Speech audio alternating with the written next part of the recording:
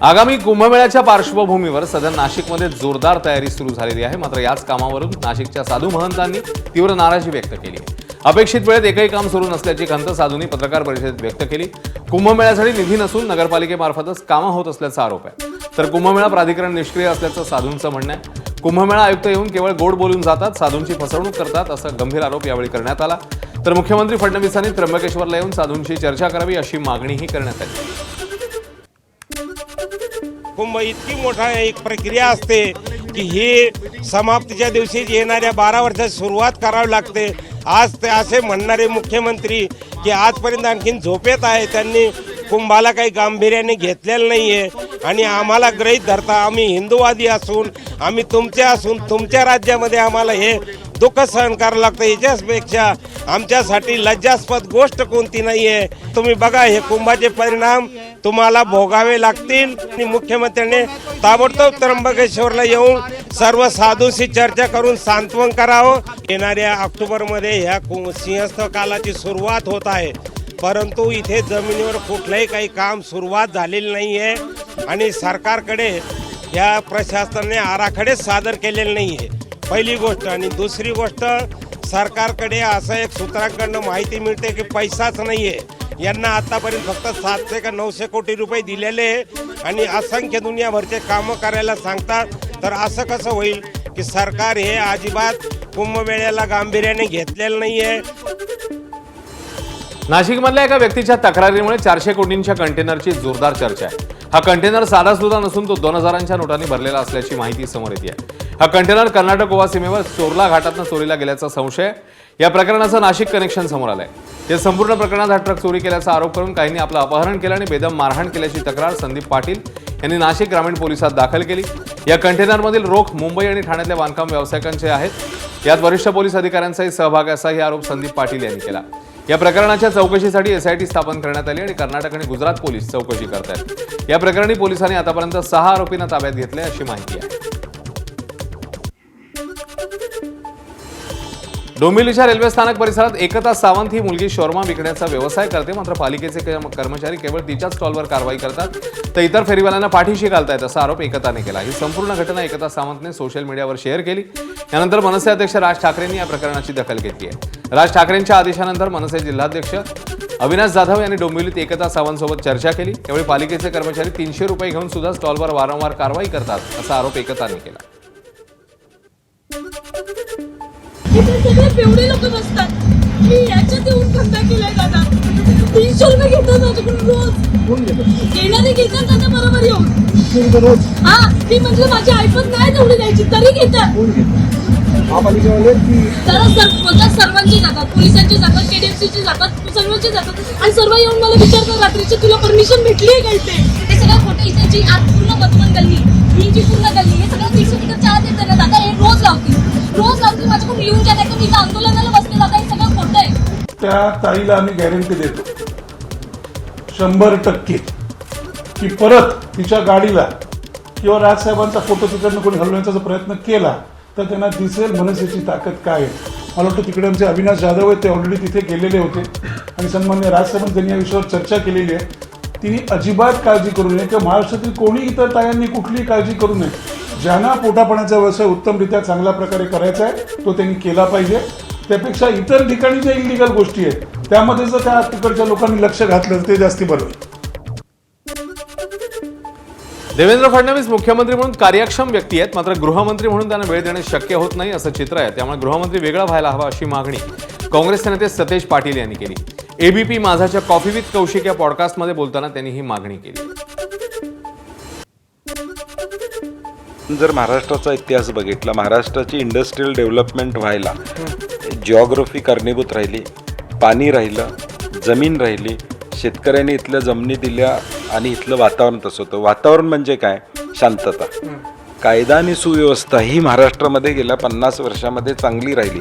त्यामुळे जगभरातून इंडस्ट्री महाराष्ट्रामध्ये त्या ठिकाणी आली। मग ती कायदा आणि सुव्यवस्था बिघडत गेली तर उद्या हे होणार नाहीत, म्हणजे हे चालणार नाही। म्हणून माझी आत्तासुद्धा मागणी, भले त्यांनी त्यांचा विश्वासू व्यक्ती द्यावा गृह खात्याला। गृह खातं सेन्सिटिव्ह आहे की ते मी 6 वर्ष ते राज्यमंत्री म्हणून हाताळलेलं आहे, त्याचं महत्त्व मला माहीत आहे। आणि त्यांना देखील माहीत आहे त्याचं महत्त्व किती आहे. भले ते त्यांनी कंट्रोल करावा, खरं स्वतंत्र माणूस असावा जो डे टू डे महाराष्ट्रातलं मॉनिटरिंग करेल. कोल्हापुरातील राजकारणात महाडिक आणि सतेज पाटील वाद काही नवा नाहीये. मात्र येणाऱ्या काळात राजकारणात कधीही धनंजय महाडिकांसोबत जाणार नाही अशी स्पष्ट भूमिका काँग्रेस नेते सतेज पाटील यांनी मांडली. एबीपी माझाचे कॉफी विथ कौशिक या पॉडकास्टमध्ये सतेज पाटील यांनी रोखठोक भूमिका मांडलेली आहे.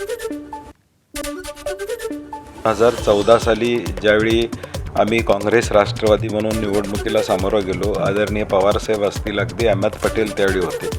त्यांनी सांगितलं की हे विसरून तुम्ही एकत्र आलं पाहिजे, कारण की 14ला मोदी लाट होती आणि अशा लाटेत काँग्रेस राष्ट्रवादी एकत्र राहणं गरजेचं होतं. आणि म्हणून जिल्ह्याचे नेते मुश्रीफ साहेबांनी मध्यस्थी केली आणि त्यांनी हा वाद मिटवला आणि मी 14ला त्यांना मदत केली.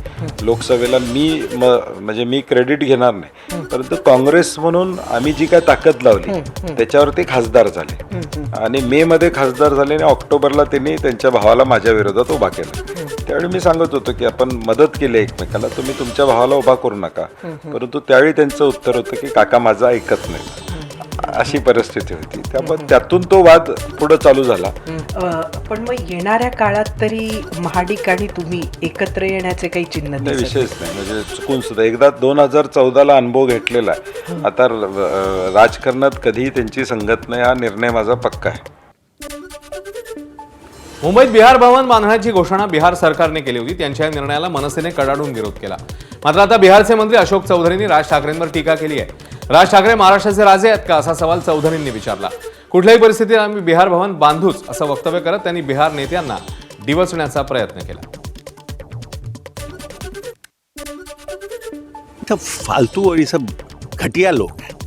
किसी का बाप कर देने नहीं बनने देगा, हैं?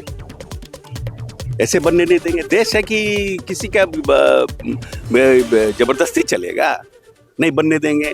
ये राजतंत्र हैं, राजा हैं वहाँ के. क्या ये राज ठाकरे महाराष्ट्र के? फालतू का बात सब जगह और भावना से बन रहा है कि जो लोग बिहार के लोग जाते हैं इलाज के लिए, उनके लिए कैंसर के इलाज के लिए या कोई इलाज के लिए, विशेष इलाज के लिए जाते हैं, उनको परेशानी ना हो. ऐसा नहीं है, बहुत से स्टेट में है, वहाँ भी बनेगा. पहिले स्वतःचं राज्य ठीक करा, तोंड दिलंय म्हणून काहीही बोलू नका. बिहारचे मंत्री अशोक चौधरींनी केलेल्या टीकेला आता मनसे नेते अविनाश अभ्यंकर यांनी या शब्दात प्रत्युत्तर दिले. स्वतःचं राज्य नीट करायचं नाही, ते कर्जबाजारी करून ठेवायचं. इतर राज्यात लोक जातात, त्यापेक्षा त्यांनी स्वतःचं राज्य जर चांगलं केलं तर मला वाटतं त्याही लोकांना आनंद होईल आणि ती लोक त्यांच्या राज्यात सुखाने नांदतील आणि महाराष्ट्रातही मराठी लोकांना काम चांगलं मिळेल. त्यामुळे फक्त तोंड दिलंय म्हणून वाटेल ते बोलायचं एवढंच करू नये. इतर राज्य काय बोलतात आपल्या राज्याच्या बाबतीत याचा त्या सन्माननीय मंत्र्यांनी विचार केला पाहिजे. मंत्री गुलाबराव पाटलांच्या वादग्रस्त वक्तव्यामुळे राजकीय वर्तुळात चर्चांना उधाण आलंय. राज्यामध्ये नोकऱ्या आहेत, मात्र नोकऱ्या करण्याची मानसिकता असलेली माणसं नाहीत असं वादग्रस्त वक्तव्य मंत्री गुलाबराव पाटील यांनी केलं. तर मराठी माणसाला दुय्यम समजू नका असं प्रत्युत्तर मनसे नेते अविनाश अभ्यंकर यांनी दिलेलं आहे.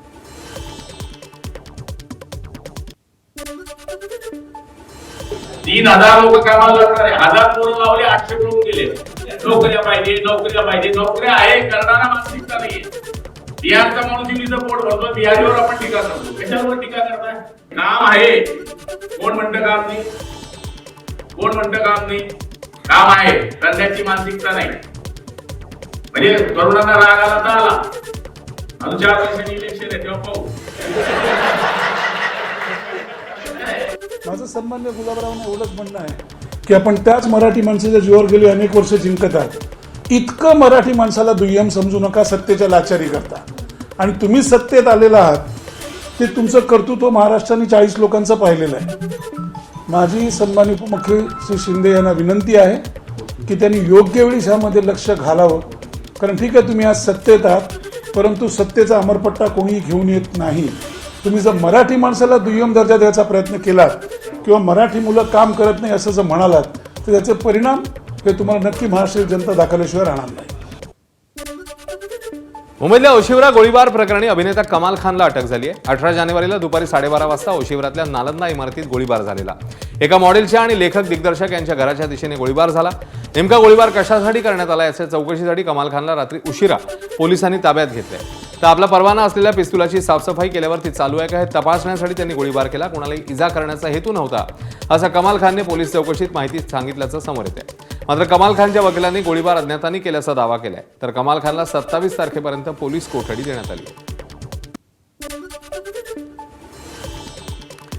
एका ड्रग्ज प्रकरणामध्ये अहिल्यानगरच्या स्थानिक गुन्हे शाखेच्या पोलीस कर्मचाऱ्याला पुणे पोलिसांनी अटक केली. यावरून आता अहिल्यानगरचे आजी माजी खासदार भिडले. संबंधित पोलीस हा पूर्वी पारनेर तालुक्यात कार्यरत होता. तिथेही त्याच्यावर गुटख्याबाबत आरोप झाले होते. आता तोच पोलीस कर्मचारी ड्रग्ज प्रकरणात अडकलाय.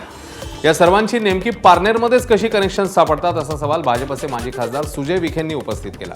तर काहींना निलेश लंकेंचं नाव घेतल्याशिवाय दिवस जात नाही. पारनेरला बदनाम करण्यापेक्षा शिर्डीत काय सुरू आहे त्याकडे लक्ष द्यावं असा पलटवार निलेश लंकेंनी केला. हे व्यक्ती जे पारनेरहून आले होते हे कोणाच्या शिफारशीने आले याचं उत्तर एसपीने द्यायला हवं. मुद्दा क्रमांक 2, जेव्हा ड्रग्ज गायब झाले तर ते पारनेर तालुक्यामध्ये कोणाच्या घरी ठेवले गेले होते त्या घराच्या लोकांचे नाव हे जाहीर झाले पाहिजेत. नाव मलाही माहिती आहेत पण ते पोलिसांनी जाहीर केलं पाहिजे. काही राजकीय नेते मंडळींना निलेश लंके यांचं नाव घेतल्याशिवाय त्यांचा दिवसच जात नाही. या जिल्ह्यात पारनेरला बदनाम करण्यापेक्षा, पारनेरचं कुठलं कनेक्शन जोडण्यापेक्षा शिर्डीमध्ये काय चालू हे पाहिलं पाहिजे. बीडच्या अंबाजोगाईतून एक धक्कादायक घटना समोर आली आहे. हातोला गावात सुरेश शेरफुले नावाच्या व्यक्तीने आपल्या पत्नीला काठीने बेदम मारहाण केली. डोक्याला मार लागल्यानं सुरेश याची पत्नी शीलाबाई यांचा मृत्यू झालाय. मात्र आपल्या पत्नीचा हृदयविकाराच्या झटक्याने मृत्यू झाल्याचा बनाव करत सुरेशने त्यांचा मृतदेह आलुरा मुळगावी अंत्यसंस्कारासाठी नेला. या प्रकरणाची माहिती बर्दापूर पोलिसांना मिळाल्यावर पोलीस आलुरा गावी दाखल झाले. त्यांनी अंत्यसंस्कारापूर्वीच मृतदेह ताब्यात घेतला आणि सुरेश शेरफुले याला अटक झाली. मकोका येथील फरार आरोपी सनी आठवलेला बीड पोलिसांनी पुण्यात बेड्या ठोकल्यात. वर्षभरापासून पोलिसांना गुंगारा देणाऱ्या आठवलेला पुण्यातल्या मांजरी परिसरातून अटक झाली. आठवले टोळीतील सदस्यांवर 19 पेक्षा अधिक गंभीर गुन्हे दाखल आहेत. 3 डिसेंबर 2024ला पेठ बीड भागात झालेल्या गोळीबाराच्या घटनेनंतर वर्षभरापासून आठवले फरार होता. नवी मुंबईतल्या महापा येथील MIDCतील केमिकल कंपनीला भीषण आग लागली. आगीने रौद्र रूप धारण केल्यानं आजूबाजूच्या कंपन्या आगीच्या भक्ष्यस्थानी आल्या. मात्र आता महापा MIDCमध्ये लागलेली आग नियंत्रणात आली आहे. सध्या कुलिंग ऑपरेशन सुरू आहे. सुदैवाने कोणतीही जीवितहानी झालेली नाहीये. मात्र काही जण जखमी झाल्याची प्राथमिक माहिती आहे. मुंबईच्या भांडूपमधील तुलशेतपाडा परिसरात इमारतीच्या 8व्या मजल्यावर एका घरात अचानक आग लागली. बाजूची दोन्ही घरं आगीच्या भक्ष्यस्थानी आली. या ठिकाणी असलेल्या मॅनेजरने प्रसंगावधान राखत महानगर गॅसची पाईपलाईन बंद केली आहे. इमारतीचा विद्युत पुरवठा खंडित झालाय. तसंच तात्काळ नागरिकांना इमारती बाहेर काढले. त्यामुळे मोठा अनर्थ टळला. अग्निशमनाने तासाभरात आगीवर नियंत्रण मिळवलं. सुदैवाने या घटनेत कोणतीही जीवितहानी झाली नाहीये. जळगाव जिल्ह्यातल्या यावल तालुक्यातल्या अठरावल इथे माघ महिन्यानिमित्ताने मुंजोबा यात्रा उत्सवाला सुरुवात झाली. मुंजोबा महाराजांच्या दर्शनासाठी राज्यभरातून भाविक इथे दाखल होतात.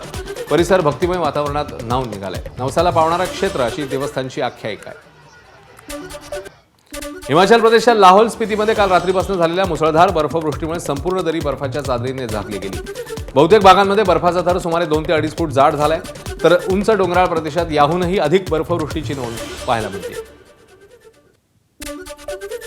हिमाचल प्रदेशमधील चंबा जिल्ह्यातल्या चुरा उपविभागात मुसळधार बर्फवृष्टीमुळे अनेक जोड रस्ते बंद झाले. बर्फ काढून लवकरात लवकर वाहतूक पूर्ववत करण्यासाठी PWDने कर्मचारी आणि यंत्रसामग्री तैनात केली आहे. जम्मू काश्मीरमधील मेंढरमध्ये जोरदार बर्फवृष्टी झाली. मेंढर शहरातील हिमवर्षाव नागरिकांसाठी आकर्षणाचं केंद्र असतं. हिमाचल प्रदेशमधील पालमपूरमध्ये अनेक वर्षांनी हिमवृष्टी झाली. शेतांवर बर्फ पडल्याचं दृश्य समोर आलंय. रात्री उशिरा पालमपूर रुग्णालयाबाहेर देखील बर्फवृष्टी पाहायला मिळाली. शिमलामध्ये मुसळधार बर्फवृष्टीमुळे रस्ते निसरडे झाले आहेत. नारेलमध्ये बर्फामुळे 3 ट्रकचा अपघात झाला. त्यामुळे चालकांनी बर्फात गाडी न चालवण्याच्या प्रशासनाने सूचना दिल्या. हिमाचल प्रदेशच्या मनालीमध्ये बर्फामुळे कारचा अपघात झाला. सुदैवाने जीवितहानी झालेली नाहीये. बर्फवृष्टीनंतर वाहनं हटवताना अपघात होत आहे.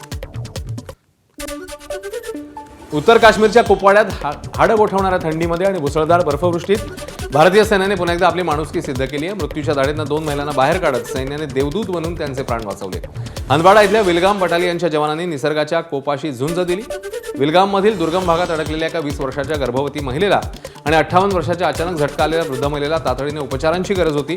मात्र रस्ते बर्फाने पूर्णपणे बंद होते. त्यातच आपल्या जीवाची पर्वा न करता भारतीय जवानांनी या रुग्णांना खांद्यावरनं मैलोनमैल चालत सरकारी वैद्यकीय महाविद्यालय हंदवाडा इथे पोहोचवलं. त्यामुळे वेळेत उपचार मिळाल्यानं दोन्ही महिलांचे प्राण वाचलेत आणि त्यांच्यावर सध्या उपचार सुरू आहेत. नैनिताल, उत्तरकाशी आणि टिहरी गढवाल जिल्ह्यातल्या पहाडी भागात बर्फवृष्टीसह पावसाच्या जोरदार सरी बरसत आहेत. अनेक ठिकाणी वाहन आणि प्रवासी अडकल्याचं वृत्त आहे. अशातच एसडीआरएफ जवानांकडून अडकलेल्या जवळपास 75 प्रवाशांची सुटका करण्यात आली. हिमवादळाने सोलन जिल्ह्यातल्या चाईलमध्ये एक गाडीवर झाड कोसळलं. या गाडीचं मोठ्या प्रमाणात नुकसान झालंय. सुदैवाने जीवितहानी मात्र झाली नाही. अमेरिकेच्या अनेक राज्यांमध्ये जोरदार बर्फवृष्टी झाली आहे. टेक्साससह अनेक राज्यांना बर्फवृष्टीचा फटका बसलाय. जनजीवन मोठ्या प्रमाणात विस्कळीत झालंय. अमेरिकेच्या मध्य पश्चिम आणि ईशान्येकडच्या राज्यांना जोरदार बर्फवृष्टीचा इशारा देण्यात आलाय. उत्तराखंडमधल्या केदारकांठा शिखरावर राष्ट्रध्वज फडकवण्यात आला. ज्यात हृदया चव्हाण या 11 वर्षीय चिमुकलीचा समावेश आहे. प्रजासत्ताक दिन आणि वंदे मातरमच्या 150 वर्षपूर्ती निमित्ताने आखलेल्या या मोहिमेत देशभरातल्या 12 ट्रेकर्सचा समावेश आहे. आंतरराष्ट्रीय गिर्यारोहक वैभव ऐवळे, अमित चव्हाण, पूर्वांका वेतोस्कर, रेश्मा आणि हृदया हे मराठी ट्रेकर्स याच्यामध्ये आहेत.